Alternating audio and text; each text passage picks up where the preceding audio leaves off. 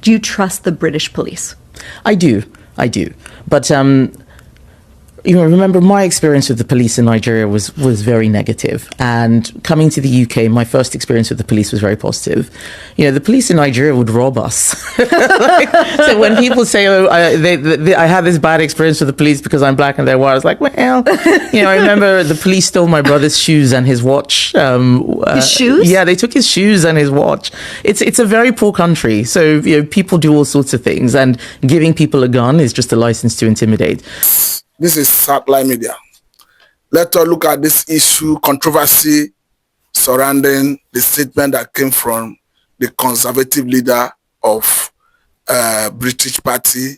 I'm talking about Kemi Badenoch, whom the Vice President of Nigeria, Shettima, have asked if she like, let her remove Kemi from her name.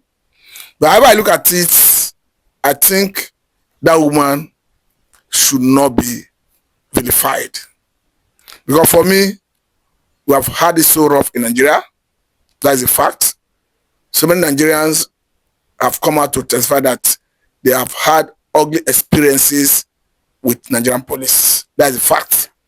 I think the issue of the NSAS have said it all, because we understand that Nigerians, particularly the youth, were seriously dissatisfied with the way and manner that tactical unit of Nigerian police force was handling Nigerians. And surprisingly, the government, after many years of that NSAS, have not been able to address issues raised, because you cannot take away the fact that there were issues that have to do with human rights abuse by the police tactical unit. I'm talking about the SARS. Cannot take away the issue or has to do with extrajudicial killing, because we have seen or we saw NSAS panel in different states. We saw the revelations that came out from it. But the question is, did our government at any point in time show genuine concern to address those fundamental issues? Because one thing is certain. If those issues are not addressed, we are bound to see a repeat of it. Because the essence of law and order, the essence of prosecution, is to act as a deterrent to others. Whether you're a policeman, I'm not saying as Nigerians that Nigerians should not respect Nigerian police personnel on duty. That is not the point I'm trying to make. But the point I'm trying to make is, each time we see or there is a report of a police brutality on Nigerians, or high-handedness on the part of Nigerian police, or not just Nigerian police, security agencies generally, I think what behoves on the government to do is to do a proper investigation and make sure that if anyone is found wanting, no matter how highly placed, irrespective of the fact whether the person is a military personnel, a police personnel, DSS, name it, the person should face necessary disciplinary action from the relevant security agency, and if need be, the person should be charged to a regular court. We saw the issue that happened in Enugu recently. Of course, the Ogene musician who was shot, surprisingly, after performing at the headquarters of the tactical unit of the police in Enugu State. We saw how the police have handled it, how the police involved was dismissed and handed over for prosecution.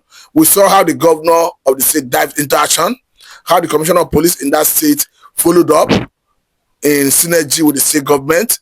Of course, if you see things like that, that will build confidence, that will make the people feel that yes, the authorities are not supporting such thing. Because what we often hear is each time you see perhaps Amnesty International raising concerns about human rights violation on the part of Nigerian police, maybe, or any of the security agencies for that matter, the next thing you see government saying is that Amnesty International is a partisan organization. And if you look at what is happening in the issue of Badenoch, I think that mentality, that same ideology, that same perception is coming from Nigerian government. Instead of trying to address those fundamental issues that she have raised, she's being look at as someone that is not patriotic, as someone that is denigrating the country. But for me, I think the right thing for the government to do is to look at those pertinent issues, those fundamental issues she's raising. Because this is someone who have had experience of Nigeria and the UK, and she's making comparison. And since her issue came up, we have seen so many Nigerians. Of course, I will give you opportunity to listen to one of them, who, of course, after listening to the man, you understand how it is, what is happening to Nigerians. According to this man you are about to listen to, he was virtually given an inhuman treatment in Abuja by the Nigerian police. So, having listened to him, I think we'll come back to continue this conversation. Why is it that Nigerians don't like hearing the truth? There is nothing Kemi Badenoch has said about Nigeria that is not true. When I was in Nigeria, I was kidnapped by the police in Abuja, myself and my brother, in the heart of Abuja, in Wuse 2. In Wuse 2, I was kidnapped. And these guys said, oh well, you know that they've spoken to the Alga in the night, in the dead of the night. They drove us around the suburbs, the suburban areas of Abuja. They threw us into the trunk. I actually struggle with anxiety and what's it called, and claustrophobia. They threw me into the trunk of the car, myself and my younger brother. They harassed us. They told us that they could kill us, nothing will happen. They forcefully took our ATM cards from us, went and used POS, and we drew how much? Over 500,000 naira. In fact, they took my AirPods. What are you guys talking about? Like, why is it that we are a very sentimental people? The Nigerian government, the Nigerian leadership is very poor. The Nigerian government is bad. Nigerians need help. Why? I might understand the political reasons why people do not like Kemi, but she's saying the truth. And I love the fact that she's saying the truth on a global platform so that people will see Nigeria for what Nigeria is. And by the way, when I talk about Nigeria, I'm not talking about Nigerians. Nigerians are great people, but we have a very ugly, impish set of political leaders. See, that night when I was in the trunk of that Toyota Matrix and all of these things were happening, I was with my pill, my anxiety pill, and I wanted to take my anxiety pill. And one of the policemen stopped me and he said, you think you want to commit suicide here? You know, no be here where you go commit suicide. By the way, that's just one of my encounters. Have I also told you guys that a soldier in Nigeria, an army man in Nigeria, has actually said to me, we were actually in a bus, we were going to Abuja by road. That was many years ago, and something happened. Anyway, long story short is that he said to us that I can shoot you here and kill you, and nothing will happen. And do you know what's funny? You might think that the threat is actually empty. Nothing will happen. If an army man shoots you in Nigeria, if a policeman shoots you in Nigeria, nothing will happen because they can frame you for being a thief. They can frame that you had drugs or, you did something. It is ridiculous. After that experience in Nigeria, I palpitate. I'm always suffering heart palpitations whenever I see the police. Because the police in Nigeria the police in Nigeria can bully you just because you look good. How did you get the money to buy this phone? They've carried my friend. They've arrested my friend, who's a music producer, because he had a laptop. What do you mean by you're a music producer? What's that? The police in Nigeria are one of the most uneducated in the world. Like, a policeman in Nigeria is asking my brother to bring the certificate that he received to have Binance on his phone, to do cryptocurrency, that he's meant to have a permit. These guys are so daft. And then when you talk about it, Nigerians are saying, oh, you are demarketing Nigeria, but Nigeria is already in shambles. At what point are you guys going to talk about the woes in Nigeria without you guys trying to manipulate other people? Nigeria is in shambles. In Nigeria, I feared the security agencies more than I feared thieves and kidnappers, because at least I know that the thieves and kidnappers They are real. That's what they are. But there is no need parading yourself in police uniform, but then you do just the exact thing thieves and kidnappers will do to me. I'm talking about my experience. So when you hear some Nigerians abroad say stuff like, I can never live in Nigeria, or da da da da da, it's not because we don't love Nigerians. It's not because we don't love Nigeria. Sadly, the things that we've seen in Nigeria, we don't want. That night that I was in the trunk of the Toyota Matrix, I decided that I will not raise my children in Nigeria. Like, because when I called my dad and I told my dad, this is what happened, my dad began to cry. My father, who's 60 plus, began to cry. He was sobbing like a child. He was like, so this is how I would have just lost you. Da, da, da, da, da. He was crying. And then in that moment, I'm like, wait a minute.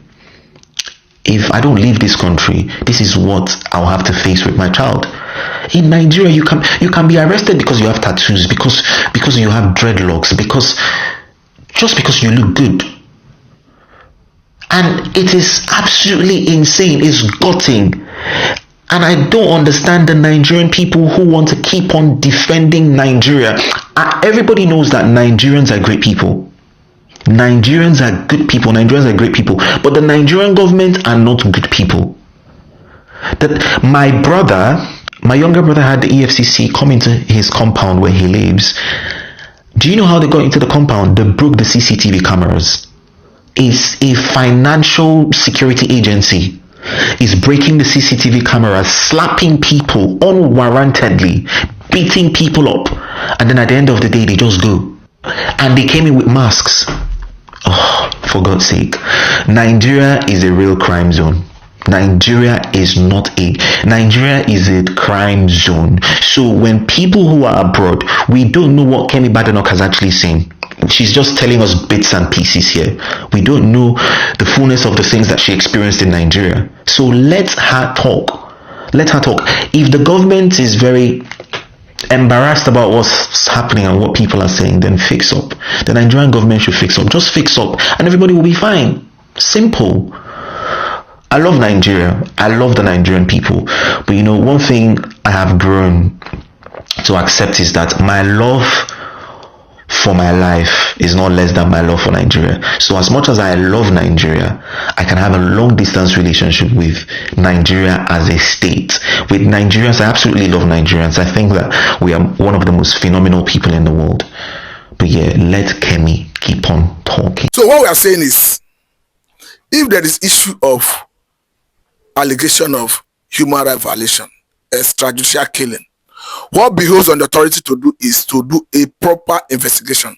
Because whether the police personnel, the military personnel, or Nigerians, they are all Nigerians that have their rights according to them by the Constitution.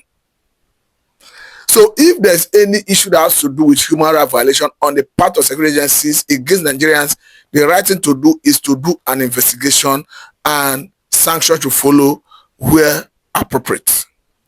And again, I understand that I'm not saying Kemi Badenoch is not a Nigerian. I'm not saying the government should not acknowledge her as a Nigerian that have gotten a lofty position abroad. But again, do we ask ourselves, each time we see Nigerians who are in abroad facing hardship, facing perhaps human treatment by their host country, how often do our country or our government come to their aid? And I'm saying it particularly because of what transpired between Nigeria and Libya recently over the March issue where Nigerian team contingent were treated with disdain. But don't forget that after FIFA slammed them with a fine of $50,000, Nigerians in Libya raised alarm that they were being hounded, they were being intimidated, that even the authority is trying to make them or making them to pay money to raise that fine imposed on them by FIFA. And again, we saw a leader of Nigerian community in Libya coming out to express his frustration and even expressing that even Nigerian embassy in Libya at times will be frustrated, will be handicapped. But the question is, Did Nigerian government rise to the occasion to address the plight of Nigerians in that regard?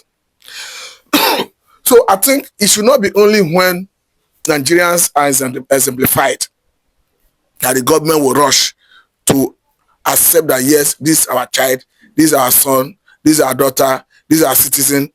When we have Nigerians in difficulties, in travail, I think the relevant authorities or agencies of government, particularly the office of Abike Dabiri, that has to do with Nigerians in Diaspora Commission, should always be proactive in addressing the plight of Nigerians who often face difficulties abroad. I'm not saying if a Nigerian have committed crime abroad that Nigerian government should go and start lobbying. That is not the case. We are talking about Nigerians who may not have committed any crime, who are being mistreated, who are being manhandled, who is facing human treatment in the hand of the host country, not because they committed any crime. We have heard so many stories of such, and what we are saying is that Nigerian government should be quick to address such each time it raises its head. Thank you very much. This is Satellite Media and I'm Mr. Matt.